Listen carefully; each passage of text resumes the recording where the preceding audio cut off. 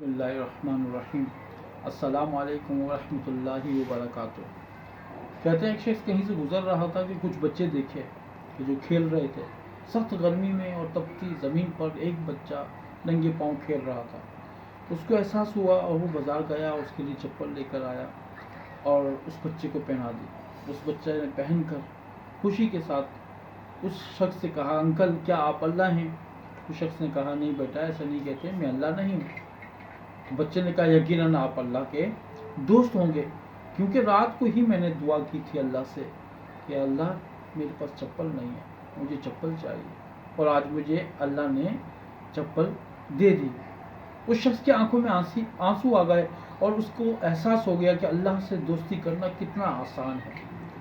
آج corona virus کے حوالے سے ہر طرف جو ہے پریشانی کا عالم ہے، ہر بندہ پریشان ہے، روز کمانے والا، روز کھانے والا بہت پریشان ہے۔ ہم لوگ ذخیرہ اندوزی کرنے میں لگے ہوئے ہیں، ہمیں اللہ نے مال دیا ہے، ہم اللہ سے دوستی کرنا شروع کر دیں، اللہ کے بندوں کو ڈھونڈنا شروع کر دیں کہ جن کے پاس کھانے کو نہیں ہے، ہم کھانا ان کو پہنچائیں، ہم راشن ان تک پہنچائیں۔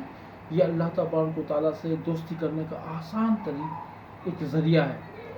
تو اللہ تبارک و تعالیٰ آزماتا ہے، کسی کو مال دے کے آزماتا ہے، کسی سے مال لے کے آزماتا ہے۔ آزمائش کی اس گھڑی میں ہمیں چاہیے کہ ہم مل کر یکجاں ہو کر جو ہے اپنے مسلمان بھائیوں کی خدمت کریں، ان کی پریشانی میں کام آئیں۔ یہ پیسہ ہاتھ کی میل ہے، یہ نکل چلا جائے گا۔ یہ پیسہ کسی کے ساتھ وفا نہیں کرتا، آج آپ کی جیب میں کل میری جیب میں۔ تو یہ وقت اللہ سے دوستی کرنے کا ہے۔ گھروں سے نکلیں محتاط ہو کر، احتیاط کے ساتھ، اپنے ایسے لوگوں کو ڈھونڈ کر ان کی مدد کریں، پھر دیکھیں اللہ تبارک و تعالیٰ کیسا کرم فرماتا ہے۔ ہو سکتا ہے ہم پہ آزمائش ہو، اللہ ہم سے آزما رہا ہے، اللہ تعالیٰ نے ہمیں اس موذی امراض سے بچایا ہے۔ بولتے ہیں صدقہ بلاؤں کو ٹال دیتا ہے۔